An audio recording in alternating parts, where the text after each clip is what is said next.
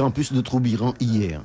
C'est dans ce lieu autant insolite que discret que les employés, cadres et membres du conseil d'administration de la CIGI ont appris de la bouche de ces hommes en costume que leur structure était désormais sous contrôle de la SNI, la Société nationale immobilière, désormais actionnaire majoritaire de la Société immobilière de Guyane. Éviter un tel scénario catastrophe, le mot d'ordre depuis ce matin chez les agents de la Simco, un bailleur social lui aussi menacé par une reprise. Le personnel est inquiet et pointe du doigt, critique même l'action des parlementaires guyanais.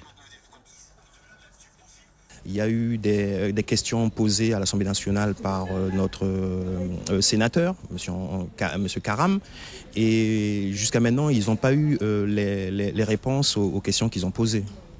Devait-il aller plus loin selon vous? Oui, je pense qu'ils auraient dû aller plus loin. D'abord, faire comme malheureusement on le fait en Guyane, quand ils n'ont pas eu les informations auxquelles ils attendaient, de mettre le problème sur la place publique, quoi, en fait. Accusation d'autant plus forte que la CIGI, tout comme la Simco, contribue depuis des décennies, sous maîtrise publique, à répondre à la forte demande de logements sociaux, participant ainsi à la cohésion économique et sociale de la Guyane. En tout cas, une accusation réfutée par le sénateur de la Guyane. J'ai fait mon travail de parlementaire, je vous ai transmis les documents. Questions écrites, réponse du gouvernement, amendement co-signé par les 2 parlementaires du Sénat et d'autres parlementaires d'outre-mer au Sénat, voté avis favorable par le Sénat, mais rejeté par l'Assemblée nationale.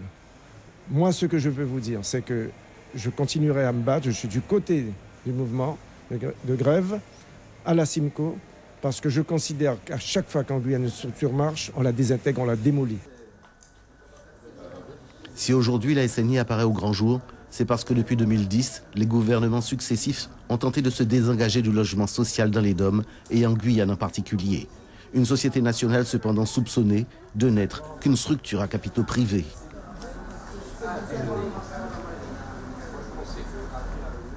La SNI, c'est une filiale, bien entendu, de la CDC, la Caisse des dépôts et consignations, mais c'est une société de droit privé. Elle est aidée et soutenue financièrement par l'État. Elle est puissante, il faut le dire. Elle est puissante, cette société. Ce n'est pas uniquement en Guyane, mais c'est dans les départements d'outre-mer. On appelle ça les SIDOM, les sociétés immobilières des départements d'outre-mer.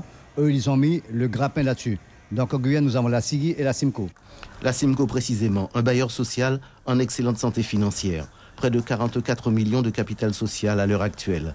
Et surtout, une expertise de plus de 4 décennies. Pour beaucoup, le problème n'est pas économique, mais bien politique. Le combat ne fait que commencer, quand bien même qu'il y ait une décision qui a été prise à l'Assemblée nationale. Un combat politique? C'est un combat fondamentalement politique. Nous voulons une fois pour toutes que la spéculation s'arrête. Nous voulons une fois pour toutes que les Guyanais puissent accéder à la propriété, en passant par le logement social s'il le faut. Il y a des terres en Guyane, il y a du foncier. Il faut rétrocéder le foncier aux communes, mais un foncier viabilisé pour que les gens puissent accéder à la propriété.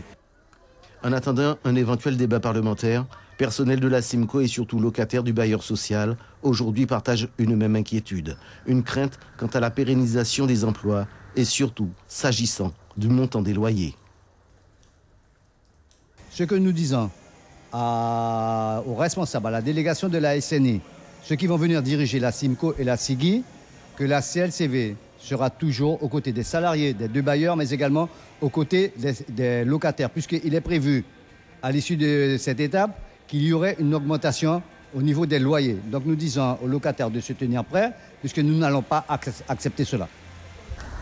Grogne et inquiétude à la Simco, effet symptomatique d'une crise plus profonde, la question du logement social en Guyane. Une problématique qui s'invitera sûrement dans les débats de la campagne pour les législatives.